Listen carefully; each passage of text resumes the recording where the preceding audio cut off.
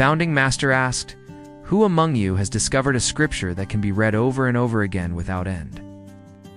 Most people consider only the 4 books and 3 classics of Confucianism, the 80,000 pages of scrolls of Buddhism, and other religious books to be scripture, but they don't recognize the great scripture that is open right here and now.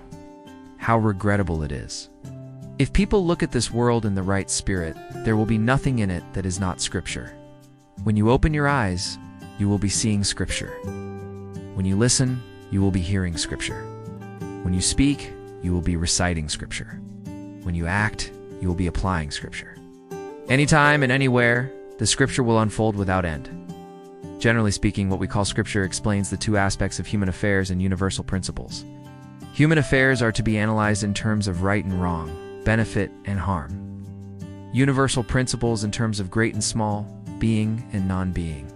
Hence, scripture guides us to choose the right direction in our lives and to follow the way of humanity. Even if you look at all the scriptures of Confucianism and Buddhism and all the writings of other religions, they will not diverge from this. However, human affairs and universal principles do not derive from the written word. Rather, the whole world is in fact human affairs and universal principles. Our entire human life is contained within them.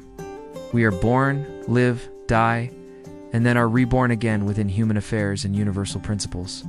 Thus, our lives have a profound and inescapable relationship to human affairs and universal principles, and the world is an open scripture on them. In this scripture, we must critically observe the numerous human affairs that are right and wrong, wholesome and unwholesome, so that we may choose and carry out righteous and beneficial affairs and abandon wrongful and detrimental affairs. We must also critically examine all the principles of great and small, being and non-being, and awaken to their root. If we do so, what else could this world be but a great scripture? Therefore, I ask you first to read well the living scripture of reality. Before reading all the numerous and prolix written scriptures, a disciple asked, "I am not very proficient in handling matters. How can I become more proficient?" The founding master said, "You must be diligent in the practice of studying any matter before getting involved in it, of choosing well when handling it, and of assessing the matter again once you have completed it. If you extend this practice of always reflecting in your mind, even regarding the matters of others, you will gradually become proficient and find no impediments in all applications." The founding master addressed the congregation. When you are listening to a Dharma talk or a lecture, you must pay attention as if you were about to receive a great treasure. Whatever beneficial words a Dharma teacher or lecturer speaks, those words will not have their full practical effect if the listener does not catch their point and listens carelessly.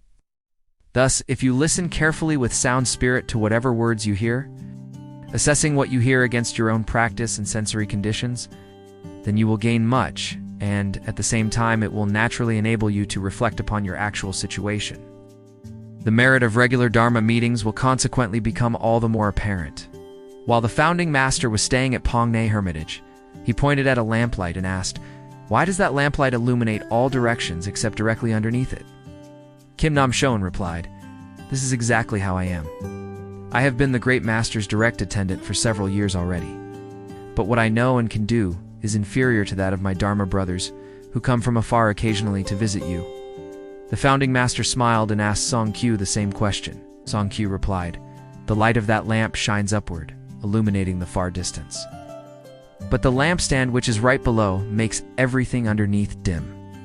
If we take this as a simile, this is just like certain people who are well aware of others' faults, but are blind to their own mistakes.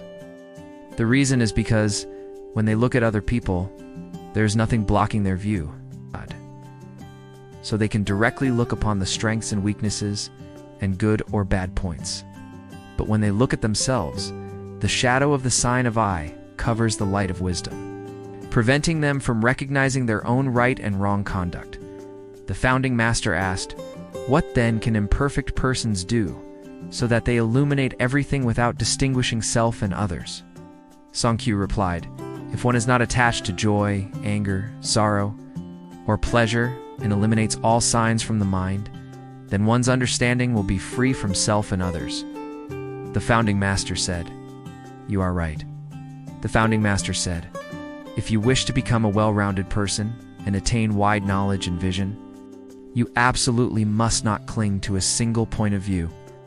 Virtually everyone today clings to a single point of view, which prevents them from achieving the perfect way. Confucian scholars are attached to Confucian customs, Buddhist monks to Buddhist customs, and people active in other religions or societies, for their part, to what they know and do. Thus, they lack a broad understanding of right and wrong, benefit and harm, and do not know how to adopt and apply other people's dharmas. In consequence, they do not manage to become well-rounded persons. A disciple asked, if people abandon their own traditions and doctrines, wouldn't they lose their principal convictions? The founding master said, I am not saying that you should lose your principal convictions and adopt other dharmas indiscriminately, but rather that you should widely apply other dharmas after you have established your principal convictions. You must understand this point well, too, the founding master said. There are two conditions that cause ordinary people to have their wisdom dimmed in any situation. One is that they act out of greed, thereby losing the middle way and dimming their wisdom. The other is that they fall into attachments by focusing only on what they have an aptitude for, thereby becoming ignorant of everything else. People who are cultivating the way must be especially wary of these two conditions. A Tanghak adherent paid a visit to the founding master and said, having heard of your reputation, I have come from far away, so please grant me many kindnesses in the future. The founding master said, if that is how you feel, there must be something that you seek in your mind. Tell me what it is. The person replied, what may I do to broaden my knowledge? The founding master said, visiting and questioning me is a method of broadening your knowledge. For my part, too, receiving you and listening to your words is a method to broaden my knowledge. For example, if a person lacks some household tool, he buys it at the store. If a businessman lacks the knowledge he needs to run a business, he acquires that knowledge from the outside world. Therefore, in all matters, I do not gain knowledge only by inquiring by myself, but I acquire knowledge for my use when meeting with various people.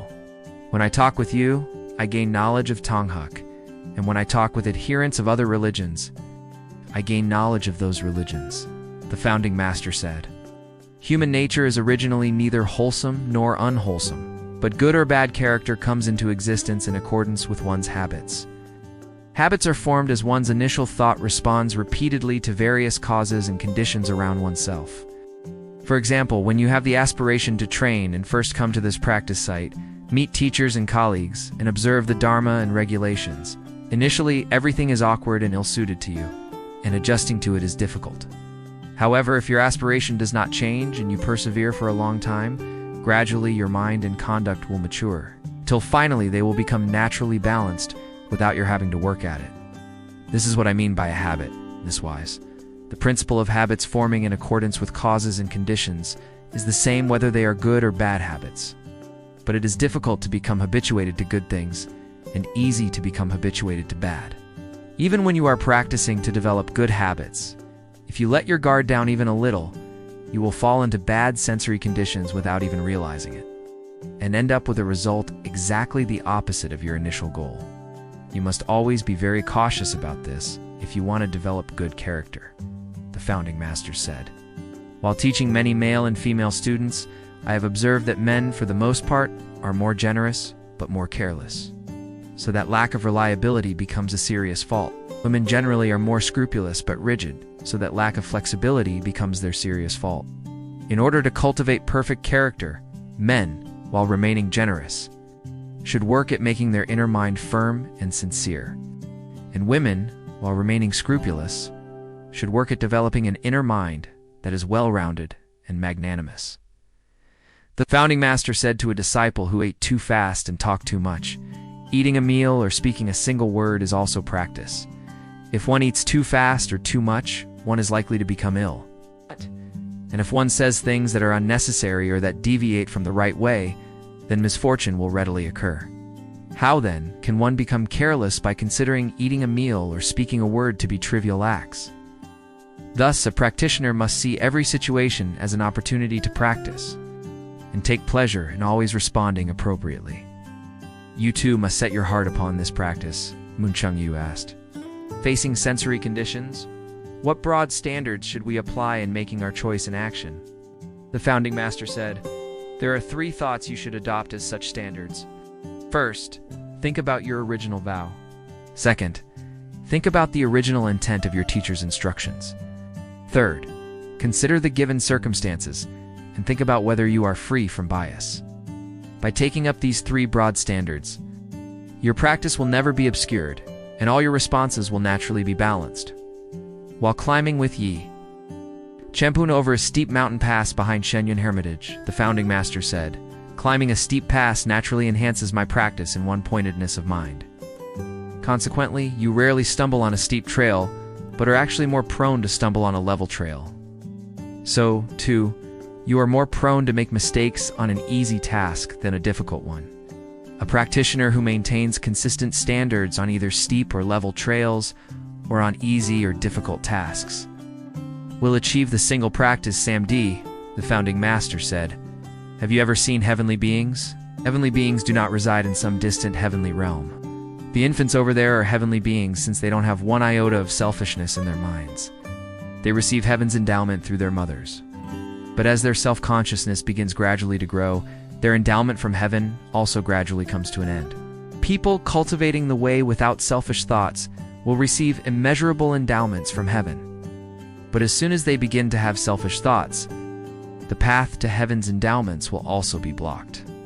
One of the disciples asked, "By what method should I cultivate my mind so that I may eliminate all of the 5 desires? Focus single-mindedly on cultivating the way, and lead a life of tranquility and comfort like the Buddha." The founding master replied, "Rather than eliminating desires, you should expand them. Once your petty desires are transformed into a great vow, they will naturally subside as you focus single-mindedly on your vow. Then you will inevitably lead a life of tranquility and comfort." The founding master said, "It is not my instruction to have you eliminate by force your feelings of joy or anger, sorrow, or happiness. Rather, I urge you to exercise your free frame of mind without constraint by applying joy, anger, sorrow, and happiness properly, according to time and place, only making sure that you do not diverge from the middle way. Instead of resenting shallow talent and petty desires, worry instead that your own talent and aspiration are not great. Therefore, the Dharma I teach is meant only to enlarge what is small and to redirect practitioners' efforts away from things that are petty and toward things that are great. This is in fact the great Dharma that achieves great things," the founding master said. You must foresee that there comes a moment of great danger when you are proceeding with your practice or your work. For practitioners, the moment of great danger occurs when various types of wisdom begin to open. For workers, it occurs when various rights and powers begin to devolve to them. This is because when persons of lesser spiritual capacity begin to acquire a little wisdom, they could lose their dedication to great practice and easily become satisfied with petty wisdom. And, by acquiring a few rights and powers, the workers become selfish, greedy, and arrogant, no longer focusing on advancing the project. At such a time, if practitioners and workers are not careful, they will cause themselves to fall into the abyss.